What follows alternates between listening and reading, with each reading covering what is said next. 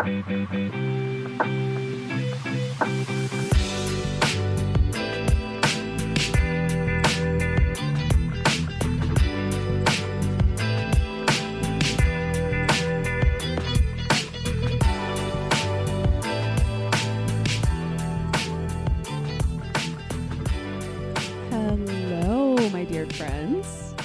to Lead to Gold, the podcast devoted to discussing all things growth and wellness.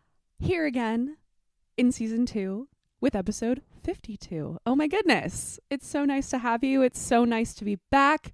And I mean like really, really back. I literally just came back today, technically, at like 2 a.m.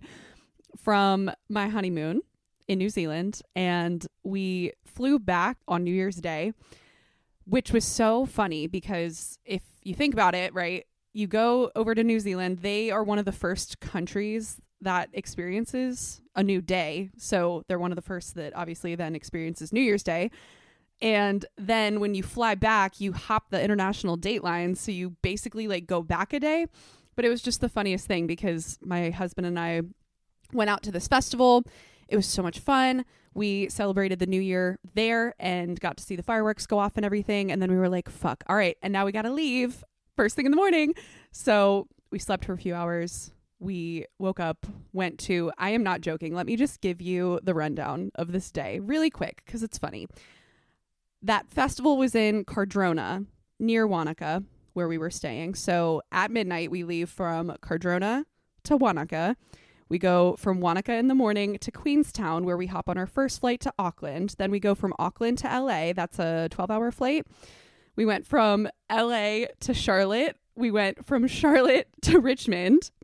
And then we drove 2 hours home.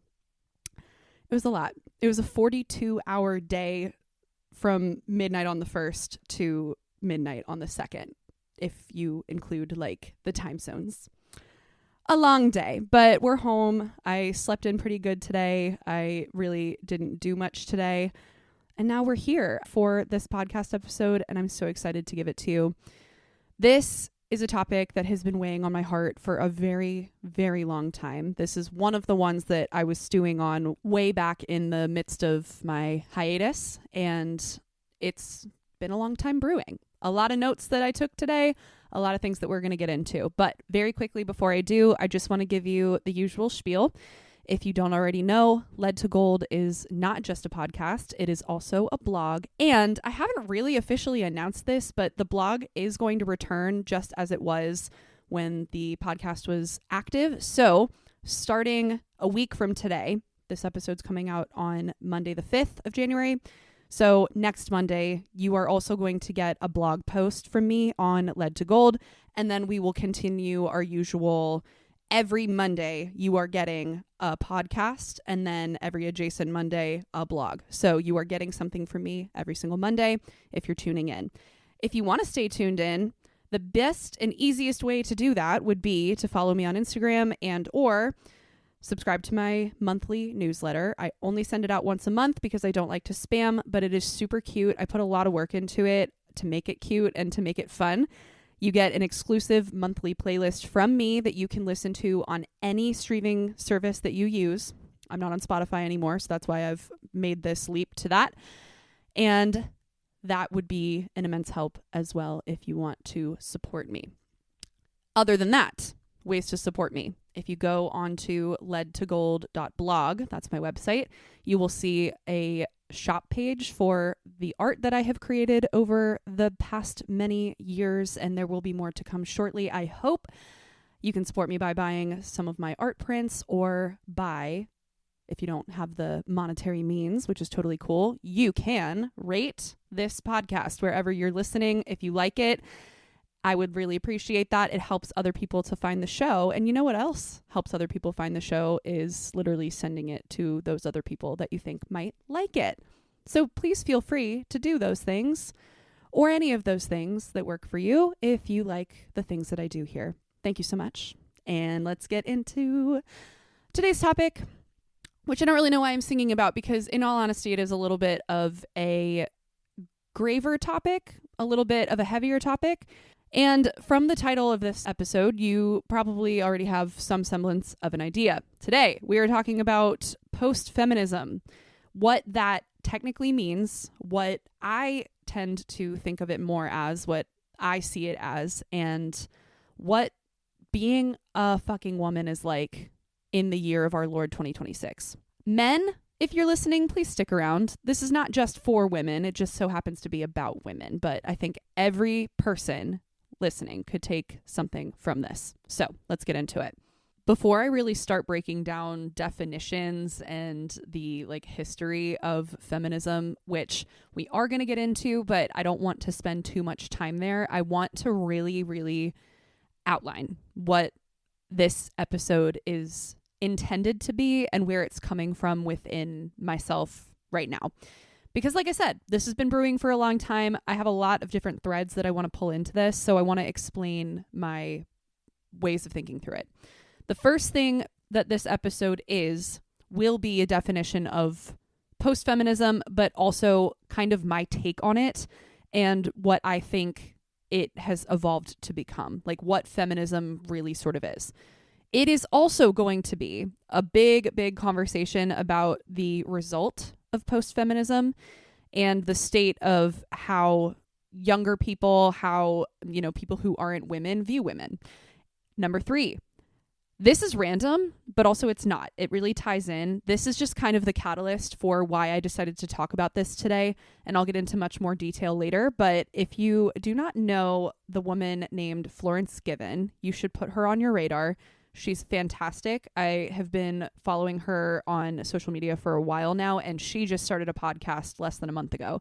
And this is also going to be a little bit of a response to her most recent episode, which she called an audacity injection, or in other words, her sort of philosophy on becoming the woman that makes other people say, who the fuck does she think she is? We'll get into that. Last but not least, this is going to be a conversation, a very, very nuanced conversation for the women who can't or feel like they can't just stop being, the meek, humble, crumble type of woman that Florence Given does get into in that episode. If those strands are not coming together quite yet, do not worry. We will get into all of it. Let's start with the actual literal definition of post-feminism, which was first apparently coined in 1982, so not that long ago. It is an alleged decrease in popular support for feminism, described as kind of showing up around the 1990s and remaining onwards.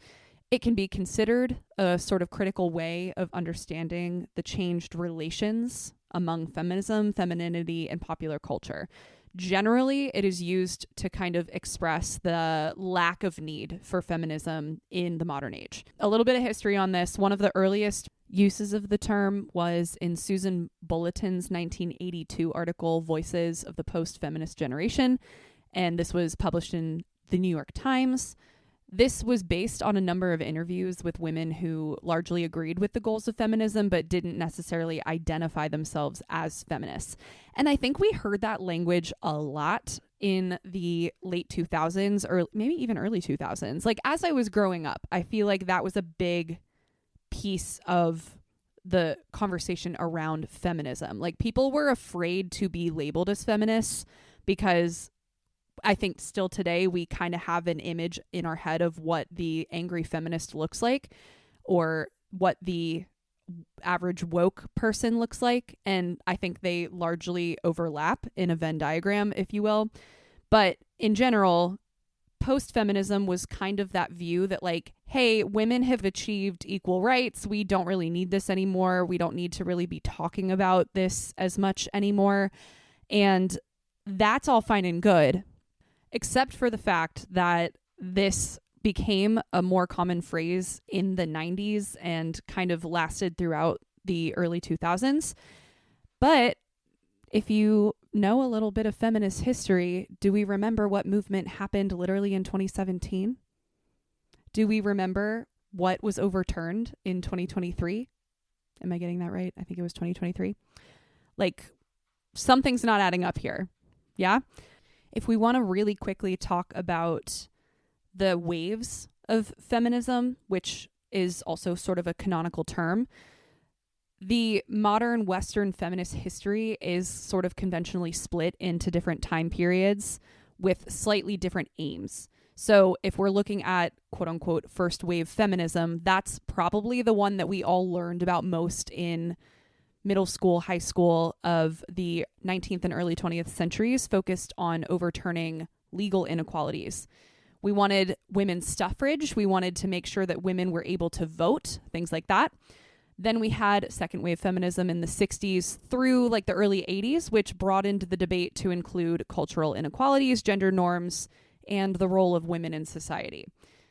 These are all broad, by the way. I know a lot of little minute details are going to get left out of this, but just as a general scope.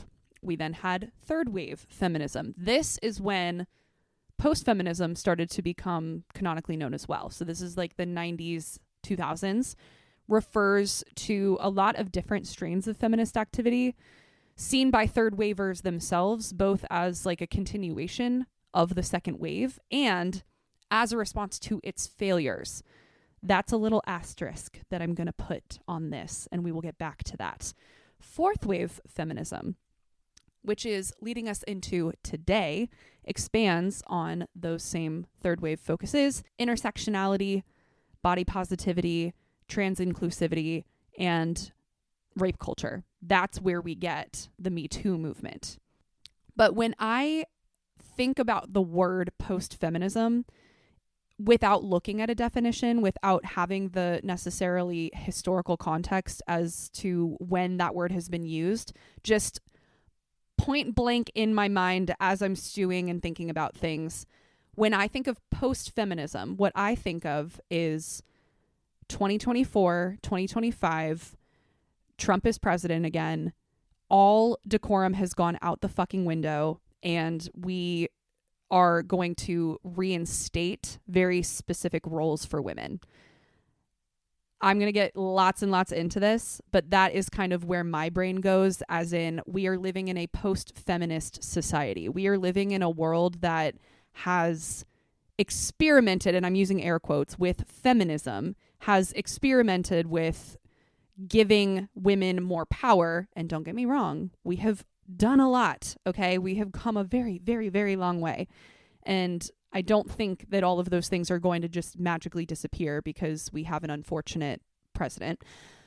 But what I will say is that we now live in a world where, okay, those things have been granted, and now we are going to experience the pushback. We already have with the overturn of Roe v. Wade. That's just one example of many. To summarize, post-feminism in its real definition is not necessarily what I want to discuss in today's episode. There is that definition, which you now have, but my definition of post-feminism isn't the sort of reaction to it, the saying, okay, we don't really need this anymore. It's the result of saying and believing culturally that we don't need it anymore. And that's where we currently are. So what is the result of that sort of decline in talking about feminism, in pushing for feminism? What is the result? Well, I have lots of examples of this too. And it's not just the overturning of Roe v. Wade. I want to now take this into like a micro level and talk about the attitudes that we are seeing in many areas in our culture, but especially in our young people. And I have a lens on this because I am a teacher. So let's put this into perspective for just a second. Do you remember when you were a kid and there were always people in your class, or maybe it was you, maybe you were the kid, that the adults around would be like, that kid's going to be president someday? Wouldn't that be so cool? Wouldn't that be just the most amazing, utmost role model position you could possibly have?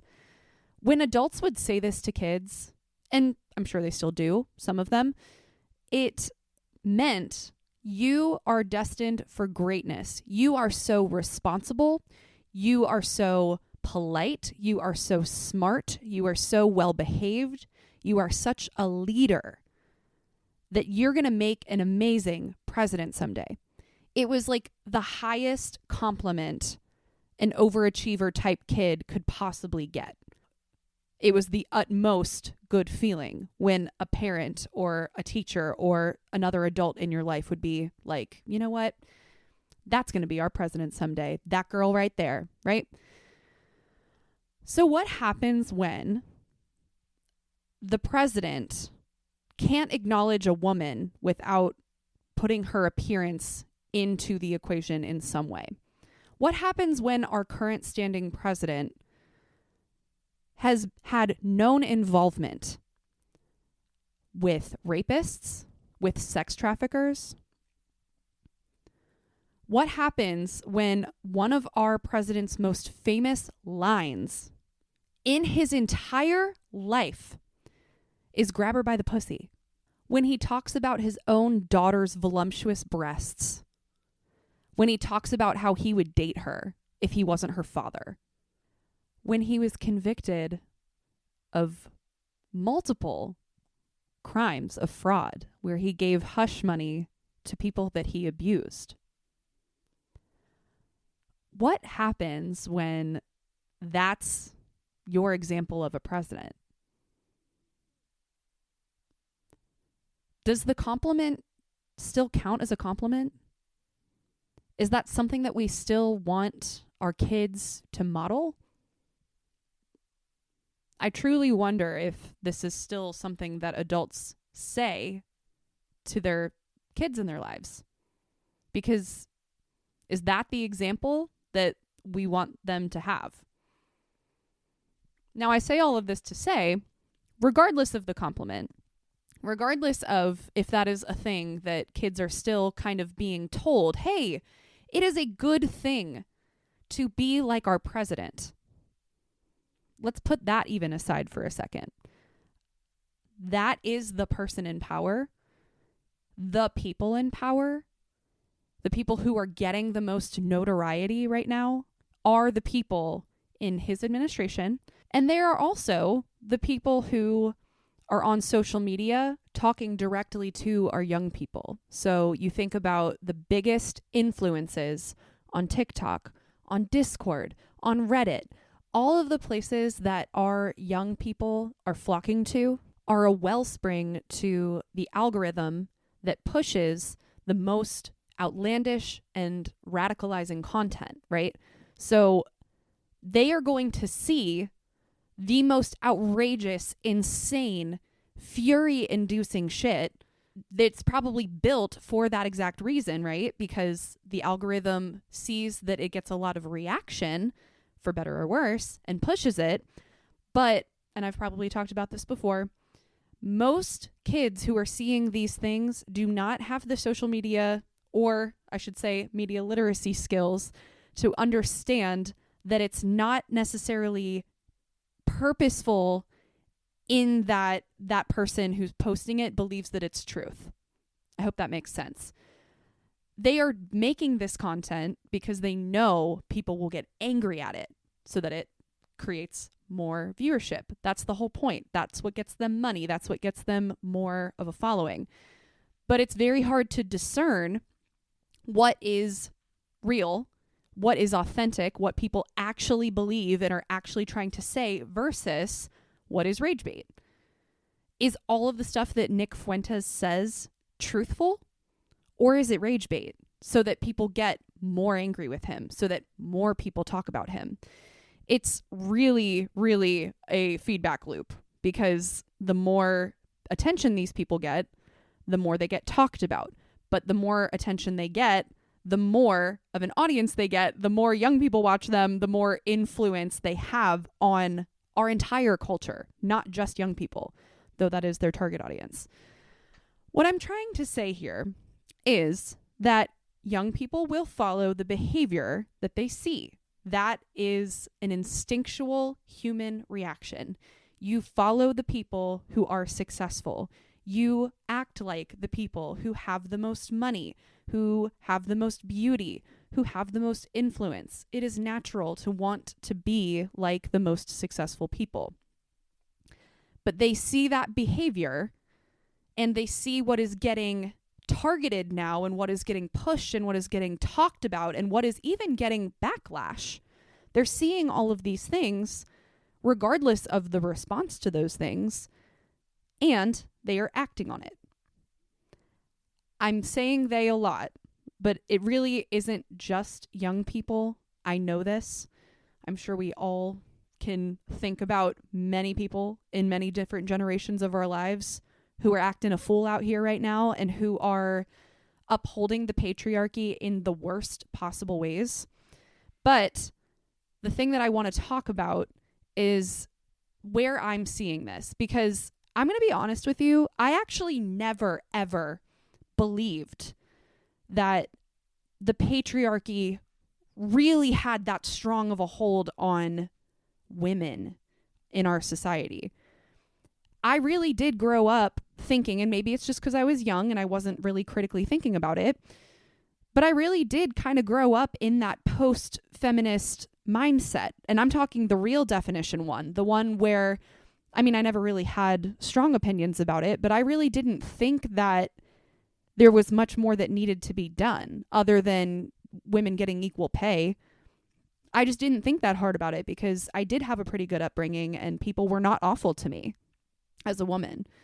I was probably too young to really see the intricacies of it, but I really never personally felt held down by the patriarchy until I started teaching. And I know that sounds maybe counterintuitive, but when you factor in the truth of the matter, which is that our young people are looking to those who are most successful, who make the most money, who have the most influence, who have the most clout, if you will. Teachers are the exact opposite of that. The exact opposite. So when they have been pushed this idea that you need to own 6 cars, when you need to make $1 million a year or more, when you need to have 1 million followers or more, XYZ, to be quote unquote successful, and then they turn right around and hear how shit pay it is to be a teacher in this country, how little respect we get as a career in total, not just from kids, but from society at large. Of course we're not going to be respected. Of course the attitude of the patriarchy is going to fall really, really hard on teachers, and of course, especially female teachers, which is, as we all know, the majority of the people who teach. But beyond even that, teaching is a really interesting place to kind of gauge what's going on with this situation, because it is where I see the most range of people. I always talk about this with my colleagues, but I think public school teaching and public schools in general are such a profound and kind of crazy thing to think about. Like, it's really not all that interesting to be like, yeah, okay, all of the children that live in this certain proximity to this school are going to go to this school. But when you think about it, it's like you don't have a choice in the children that come into your room. You don't have a choice in who attends the school that you work at. In public school, there is absolutely zero bar to clear. It is just, you live here, you go to this school. So I just always think about that. And I think about the fact that there is absolutely no option. You must deliver to the kids in your room. And you have no control over what those kids are going to come in with, what influences they've had put on them. Of course, they all live in a similar area, so they're going to have similar experiences in that way, but that really doesn't account for all that much. Their family systems are entirely different. Even though I live in a pretty affluent area, their financial statuses are completely different. There's a lot of discrepancies regardless of where you live. People's lives are so different, even just one door down. And I think about that all the time. I think about it in the times where I get frustrated with how some kids behave.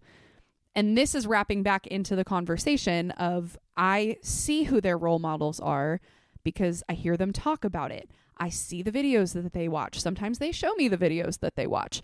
I know who the people in power are that have influence on them. And I see how it affects them. Little story time.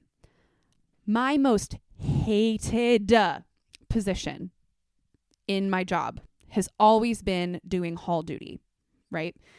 Because we don't have enough admin or whatever the reason is. They need teachers on some of their planning periods to basically have a planning period in the hallway to be a hallway monitor, to like make sure that kids aren't doing crazy shit out there, right? And it is the worst, most dehumanizing part of the job, because if there is, let's say, a group of boys walking down the hallway, stopping at the vending machine, taking 10 minutes in front of the vending machine, palling around and looking at their phones and not going back to whatever class they're supposed to be in, and I don't know any of those boys, I can't say to them, hey, Cameron, go back to class. I know where you're supposed to be right now. I can look up your schedule. Actually, I can't, because I don't know a single one of those kids, and if I were so audacious as to ask what their name is, they're not going to tell me. No, they want to sit there with their friends. They want to do whatever they want to do and not be told what to do. And that's not their fault.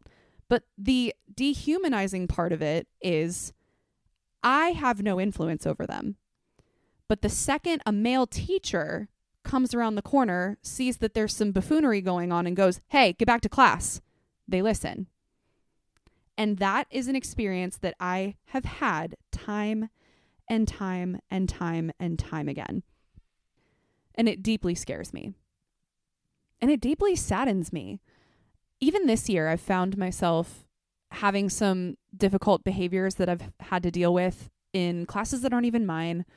And I've had to ask male colleagues if they would take care of it because they do not listen to me.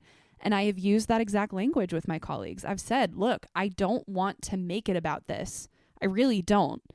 But I do truly believe that these boys will not listen to me as a woman, and they don't listen to their other female teachers. They need some sort of male figure to go in there and lay into them a little bit. And again, I don't want to believe that this is the reason why, but I do believe a huge player in the reason why this is happening is because of who their current influences are. Trump, Nick Fuentes, whatever the one guy's name was that got arrested for sex trafficking. Thank God, but you see where this is going. I know there are so many other look-smaxers, other types of male influence that are getting in their heads. And this does not stop at young men. Much of the huge overarching female influences right now are those who are involved in skinny talk, those who are involved in sort of like the trad wife type behavior. It's these influences, again, like I just talked about a few minutes ago, for better or worse, whatever reactions they're receiving, they are the hot topic right now. They are the people that are getting attention, and therefore they are getting into the minds of our young people. That's what's so scary about this.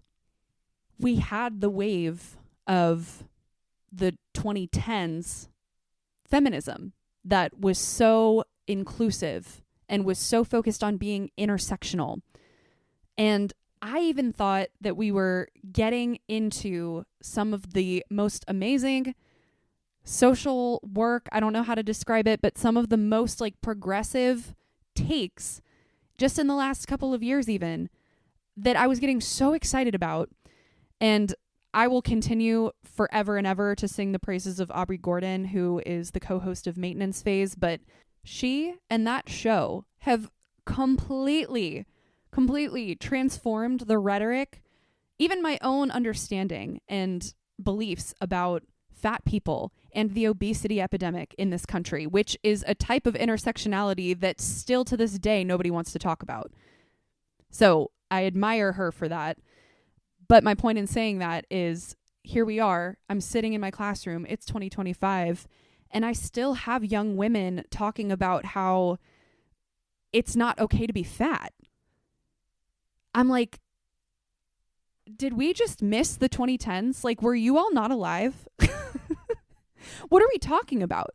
But then I remember they are growing up. They are coming of age in the most hyperactive, hyper-capitalist, expansive, insane social media time where skinny talk takes the forefront over maintenance phase, unfortunately. And Ozempic has been crowned as like the most recent medical miracle. I mean, it's insane. But those are the influences that they are seeing. And that is what is keeping so many of us stuck under the patriarchy. It's not just the hippie top leadership, although that does play a great part in it. It's all of the little things, all of the little messages that get drawn out of this sort of new wave of fascism. And I hate to make it settle all on that, but it really makes sense when you look into what fascism is at its core. It's oppressive. So no wonder we're experiencing so much pushback on feminism. This is the part where I have to remind you that even though this podcast is fully about growth and wellness, and even though my messaging really largely stems from a place of outrageous positivity and how I've overcome so much in my own life and in my own mental health journey that I really, truly, at my core, believe anyone can, and I want to see that light, and I want to be that light. That does not mean that I'm perfect and have had it all figured out and that I'm fully happy and settled in who I am all the time. Because I'm not going to lie to you, in the past year, this conversation, this social phenomenon, whatever you want to call it, has been a major downer for me. It has really made me question what it means to be a powerful woman. It has made me even question, like, do women actually even have power? And I know the answer to that. But it still stands. It has shaken me quite a bit. It's something I've been thinking a lot about. It's something my colleagues and I have been talking a lot about because, you know, teaching is a female-dominated sport, if you will. But we work with a lot of male colleagues, and we all experience the same sort of like gentleman's club attitude where the men in our school get the things done and the rest of us just kind of have to like let it be that way because they get things done and we just sit and do our best.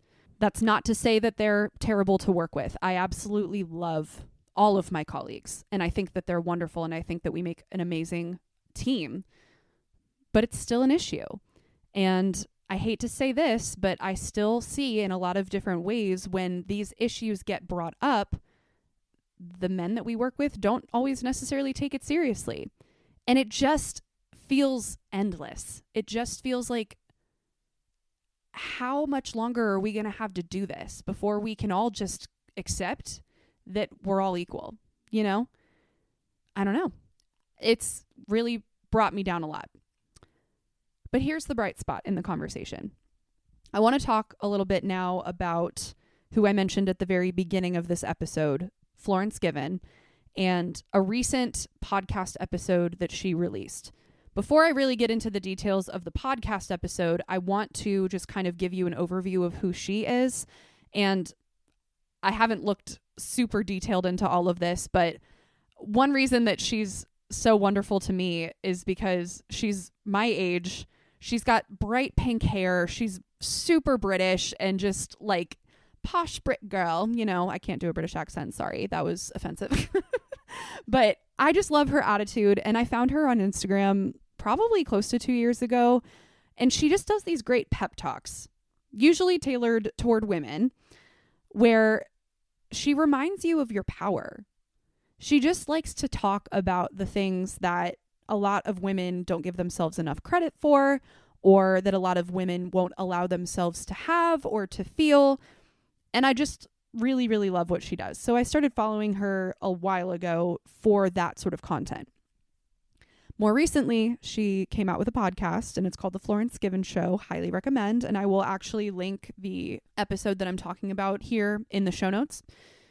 But her most recent episode was called The Audacity Injection, or Who Does She Think She Is? And I'm not going to give the whole thing away because I do want you to go listen to it. I think it is really wonderful. And I have a few mild critiques, a few.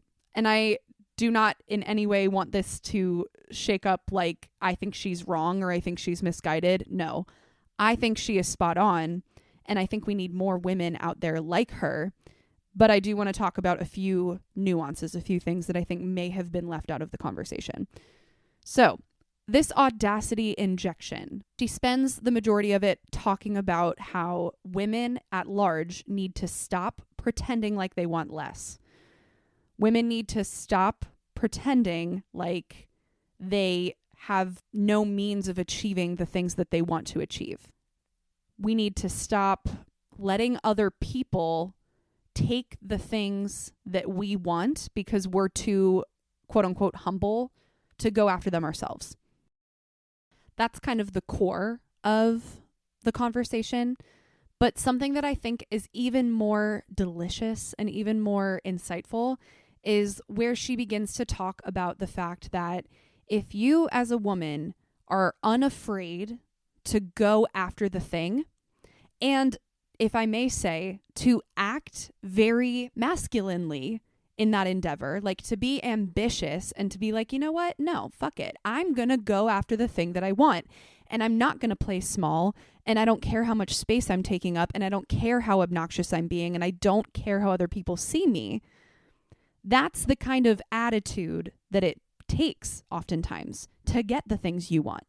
She says that in order to really be great, you have to be comfortable with pissing people off. And I do think that that's true. But the thing that really stuck out to me in this part of the conversation was that you're going to have to get comfortable with pissing other women off. Because women who are not ready to act in those ways, women who may not think that they are deserving of acting in those ways, which every single one of us is, I might say, they're gonna be pissed because they see you doing it, they see you succeeding and you achieving the things, and they wonder why they can't. This is not, by any means, a conversation of pitting women against each other. Rather, Florence makes the point that women have become so good at doing this to each other because, yet again, it's an after effect of the patriarchy. We don't know who to blame for the reasons why we're not successful. It's not each other, but we go after each other anyway. We see it as that bitch is so vain. Look at all the plastic surgery she's gotten. Look at all the filler she's gotten. She's probably had like 3 facelifts at this point. I could never care about stuff like that because I'm too good, or I'm too morally superior, or I'm going to be over here doing my thing because I'm better. That's the lie that we tell ourselves, when in reality, that bitch has something that we want. They have beauty, or they have success, or they have influence. And it's something that we can't yet admit that we want, and we don't think it's possible. So I am leaning too much into the ethos of her episode, and I want you to go listen to her because it's her work, it's her words. But that's kind of the bottom line that I wanted to get into, at least as far as to tell you what the context of this is. And also to tell you that I think people like Florence Given, I think women like Florence Given are the women that she's talking about. They are the women that we see succeeding and are like, how the fuck? Maybe I'm speaking a little bit personally here, but I'll admit that. I totally am, because I see her content blowing up. I see the beauty that she has achieved in her life. I'm talking like Her home is beautiful. Her videos are beautiful. Her hair always looks fucking stunning. She has over 1 million followers. She has an editor. She has like all of these things that I want. And subconsciously, maybe not even now that I'm talking about it, consciously, I don't think are possible for me. And why is that? I know one of the reasons is because I have unfortunately fallen into this sort of trap of believing that the patriarchy is forever, of believing that it is too big of a thing to break, that we're always going to be living under it. Unfortunately, I've had a lot of experiences in my job and beyond where I feel like no matter what I do as a woman, I'm not going to be fully respected like a man. And that sucks. But I will also say this. I think another reason is because I do see the nuance in this kind of conversation.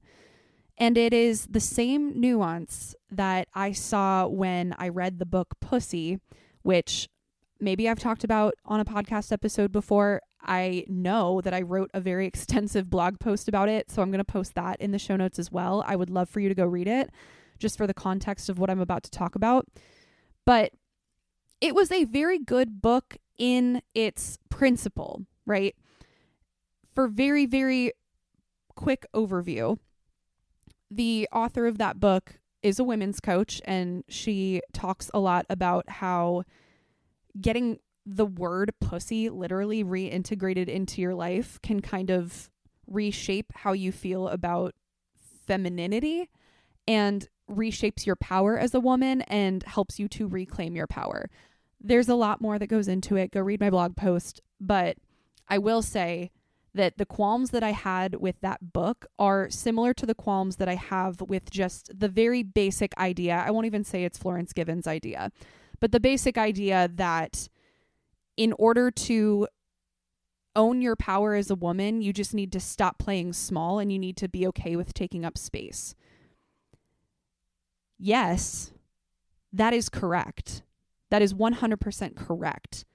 But just saying it ignores how insanely difficult that is for so many women.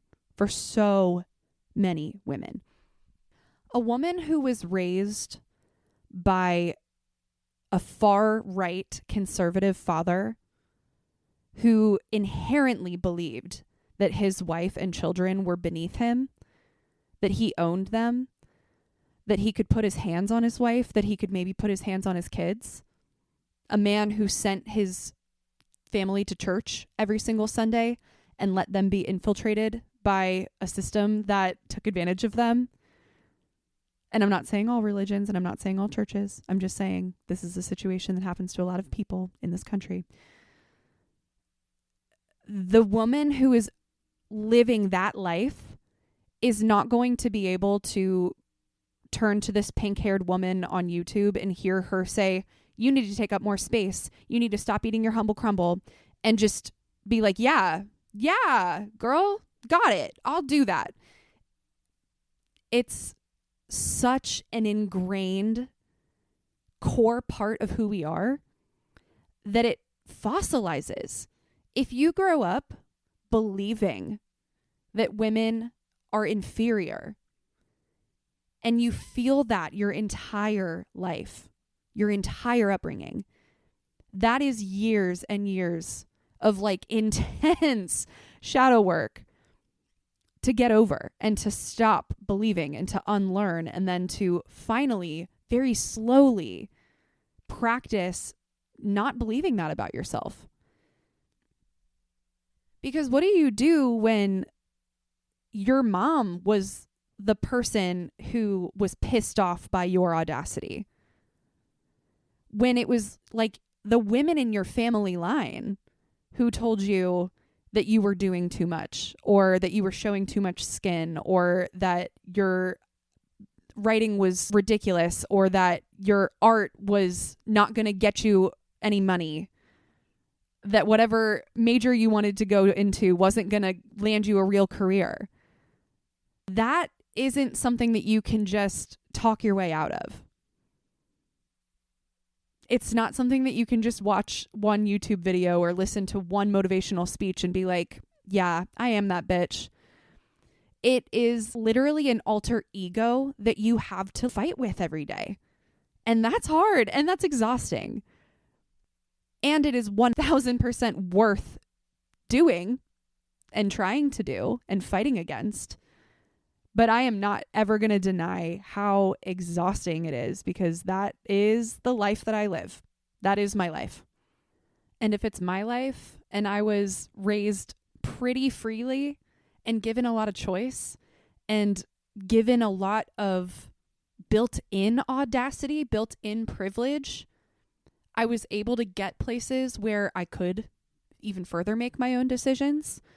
I lived in a family that didn't disown me when I got tattoos or when I had premarital sex. And it's my life. And I still struggle so deeply with this. How do we immediately expect other women who went through much worse to just flip a switch like that? It's going to take so much more. And I will reiterate for a final time that I think this type of content, I think Florence Given as a person, and I think the things that she says are so spot on and are such a good place to start if you are the type of woman who is ready to break out of that. But if you're not, and I know a lot of them are not, a lot of us are not, then what are the baby steps to getting there?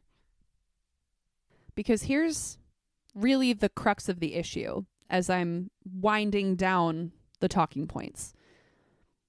If we do not want to live under patriarchy anymore, if we want that cycle to break once and for all, and then we want to see real, lasting change and equality and equity for everybody, then we as women are going to have to do this work of breaking whatever fucking spell this is.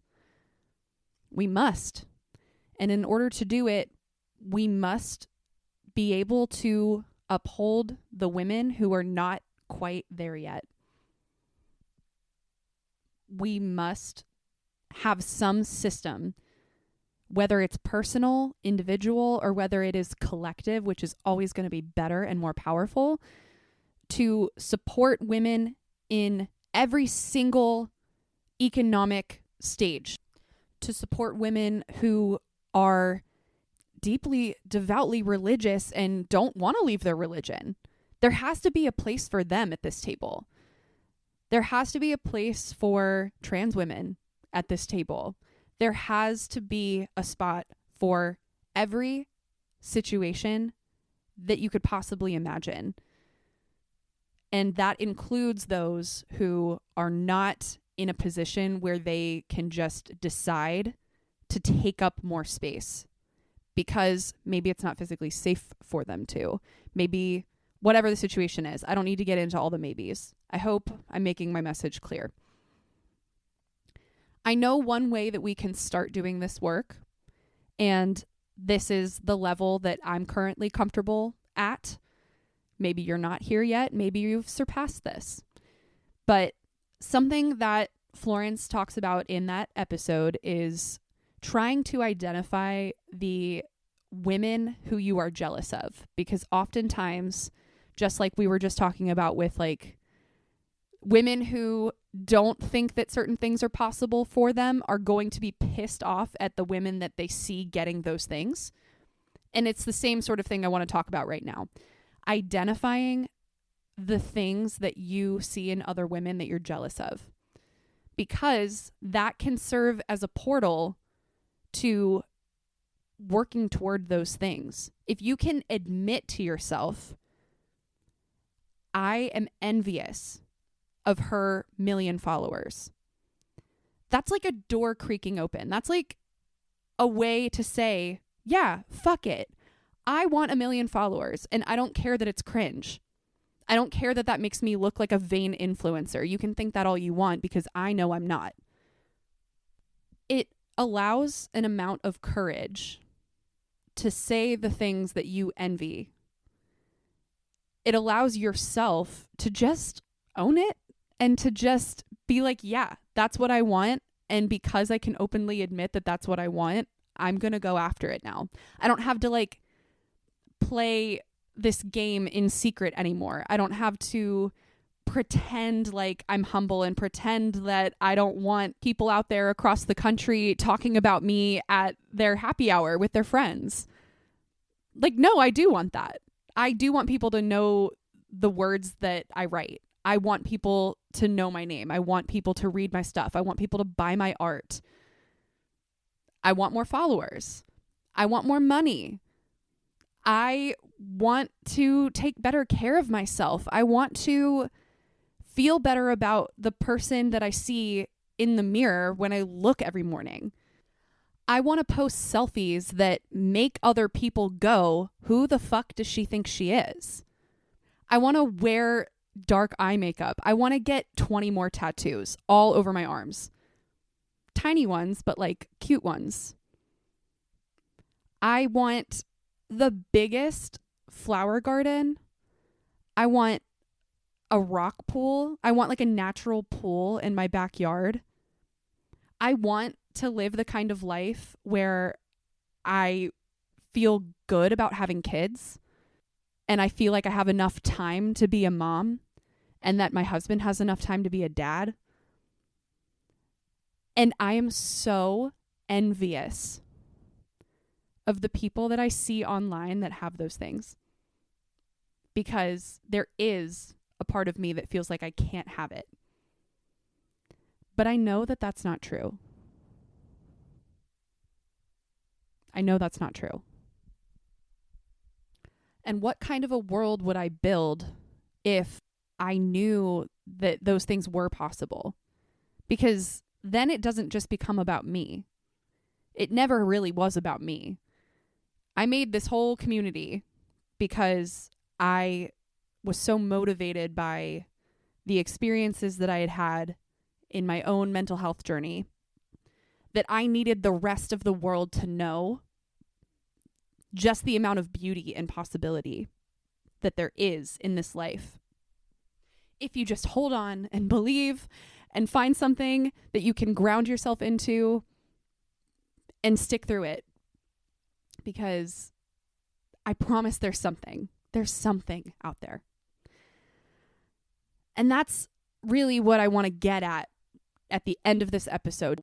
Why is it so important that we destroy the patriarchy anyway, right? I know the answer is obvious, but I want to get into the reasons why it would be so abundantly, indescribably, miraculously wonderful if we truly were all equal, if we truly all had the same amount of influence on this world, if more women, more generous, kind, amazing women believed in their power and knew that they had power and acted on that power, imagine the kind of world that we would live in. Imagine how much more abundance we would have. And here is exactly what I think that true post-feminist world would look like. It's not a matter of even needing the feminist movement. And I know how that sounds, but bear with me. In this utopian society where we don't need feminism because feminism has done its job, it's not a backlash. It's a post-scarcity era of justice. Feminism is no longer a defensive posture because the conditions that made it necessary have been dismantled. They're gone. It's done. Power is no longer gendered. You know how, we even still in a lot of these conversations that we're having about audacity and about how women need to take up more space and how they need to go out and achieve more. Even that to a degree is still kind of girl bossy, right? But in true post-feminism, power is not masculinized. You do not need to be hard or dominating or self-abandoning in order to have power. And authority does not equivalent to meanness or oppressiveness. Competence and care work together. Like there's no opposition there. You don't have to act like a man, quote unquote, to be taken seriously. And likewise, men aren't punished for being gentle or receptive or emotionally fluent or for having emotions. I think the choices that we make as people are not going to be based off of any sort of economic coercion or oppression that we're experiencing. We are able to make the choices that we want to make simply because we want them, not because we have to sacrifice something or we have to consider the things that are holding us back. A woman choosing to stay at home and raise her kids is not regressive, and people don't see it that way. A woman choosing to be ambitious is not, quote unquote, girl bossing too hard. And a woman who chooses nothing at all, a woman who takes a little bit longer to like figure out what she wants, to quote unquote get on her feet, is not failing. There is no timeline that is supposed to be followed. There's no moral hierarchy of what makes you a woman. I think in this world, care is a core part of the infrastructure. People who do care as a job are valued, are paid well, are equal among genders in institutions. I mean, we talked about this earlier, how teaching is so female dominated. Why is that? You know, I think burnout is regarded as a systems failure. That is something that is put on the systems that we're working under, not on ourselves. I think wellness as I was almost going to say an industry, but wellness as a concept, let's say that, isn't commodified. It's not an industry.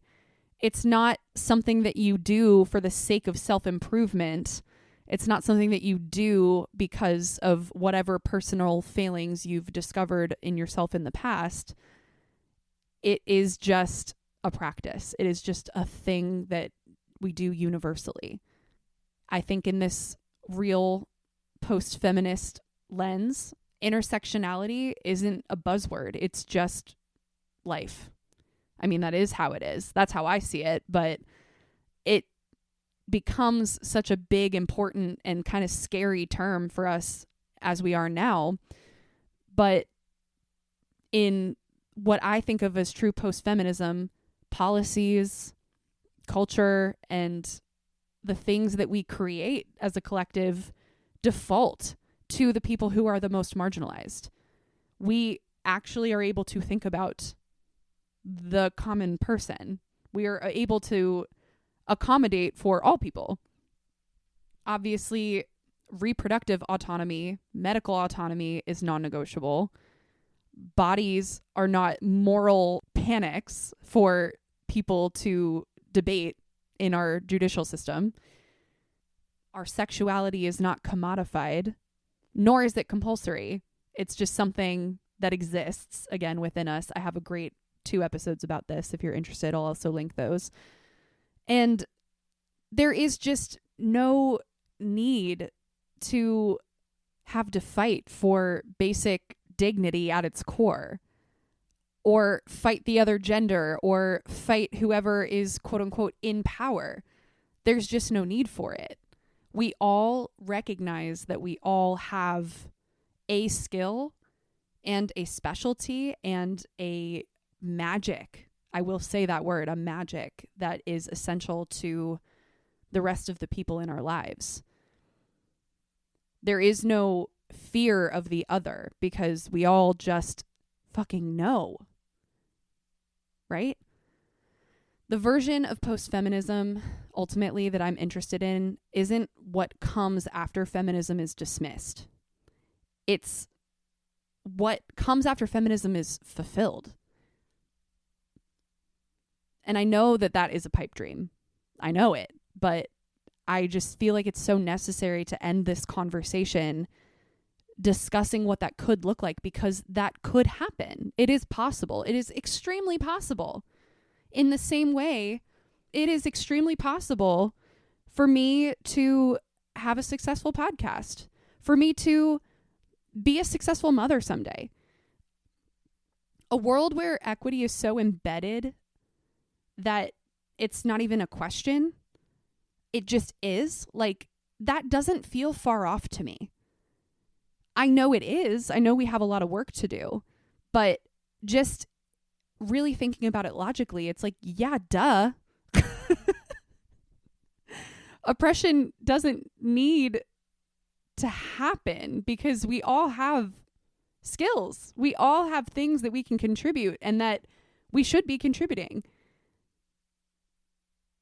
I don't know. I just don't think it needs to be more complicated than that. I know it is. But that's kind of where I want to end on for this conversation, just because I feel like to point out what could be is the ultimate motivator for taking those teeny tiny little baby steps in the journey to building a better life for ourselves, but also for the entire world. Taking those teeny tiny baby steps as a woman to be like, yeah, these are the things that I want. And all of those things that I just listed as a genuine post-feminist utopia, yeah, those are the things that I want. And they're not any more ridiculous than me wanting 1 million followers. Or me wanting a student to tell me that I've made a difference in their life. It's no crazier. It just takes a few more steps.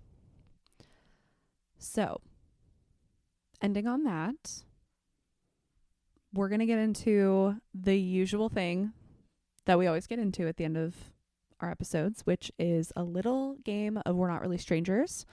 As always, if you have a journal laying nearby or your notes app laying nearby and you want to reflect on this question with me, feel free. I am always so excited to hear what your responses are to these questions.